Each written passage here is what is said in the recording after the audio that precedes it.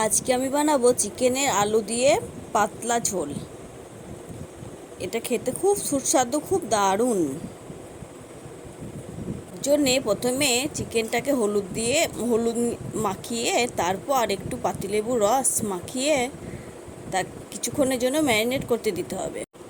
তারপর পাতিলেবুটা দিয়ে একটু মাখিয়ে ম্যারিনেট করে রেখে উনুনের মধ্যে বসিয়ে দেবো কড়াটা গরম হয়ে আসলে তার মধ্যে দিয়ে দেবো সর্ষের তেল।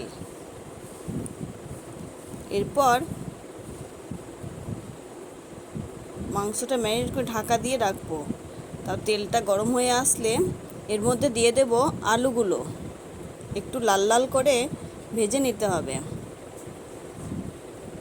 ওর মধ্যে দিয়ে দিলাম হলুদ, কিছুটা লবণ, তাহলে আলুগুলো ভালো ভাজা যাবে। কিছুক্ষণ ভেজে নিয়ে লাল লাল করে ভেজে তারপর আমি এখানে মশলা দিয়ে দিচ্ছি। এখানে জিরে গুঁড়ো, ধনিয়া গুঁড়ো, লঙ্কা গুঁড়ো মশলাটা আমি তৈরি করে নেব। জল দিয়ে মশলাটা তৈরি করে নেব চামচে করে। আলুগুলো ভাজা হয়ে গেছে, এবার বাটির মধ্যে তুলে নেব। তারপর ওই কড়াইয়ের মধ্যে আবার দিয়ে দিলাম কিছুটা সর্ষের তেল।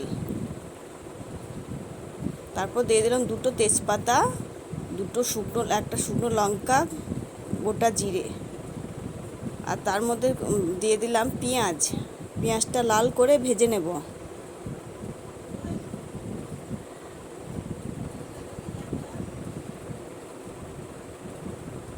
পেঁয়াজটা ভাজা হয়ে গেলে ওর মধ্যে দিয়ে দেব কিছুটা বাটা রসুন আর আদা। এবার মশলাটা দিয়ে দিলাম। তারপর এটাকে নাড়াচাড়া করে ভালো করে ভেজে টমেটো দিয়ে দিলাম, এর মধ্যে হলুদ দিলাম। এটাকে ভালো করে ভেজে তেলটা ছেড়ে এসেছে, এর মধ্যে দিয়ে দিলাম চিকেনটা ভালো করে নাড়াচাড়া করে তারপর এটাকে ভালো করে নাড়াচাড়া মাখিয়ে নিতে হবে। তারপর দিয়ে দিলাম লবণটা দেওয়ার পর জল ছাড়লে ওর চিকেনটা অনেকটাই সিদ্ধ হয়ে যাবে। তারপর কিছুক্ষণের জন্য ঢাকা দিয়ে রাখলাম। ঢাকাটা খুলে নাড়াচাড়া করতে অনেকটাই জল বেরিয়েছে। কিছুক্ষণ নাড়াচাড়া করতে তেলটা বেরিয়ে আসবে, তারপর দিয়ে দিতে হবে জল। আবার কিছুক্ষণের জন্য ঢেকে দিলাম। তারপর আবার খুলে দেখি তেলটা ছেড়ে দিয়েছে। এবার একটু খানিকক্ষণ নাড়াচাড়ার পর দিয়ে দিলাম জল। পরিমাণ মতো জল দিয়ে আলুগুলো দিয়ে দিলাম। তারপর কাঁচা লঙ্কা চেরাটা দিলাম। তারপর একটু নাড়াচাড়া করে এর মধ্যে ঢাকা দিয়ে দেব কিছুক্ষণের জন্য, 10 মিনিটের জন্য ঢাকা দেব। 10 মিনিট পর ঢাকাটা খুলে গোটা টমেটোগুলো দিয়ে দিলাম। তারপর আবার ঢাকা দিলাম।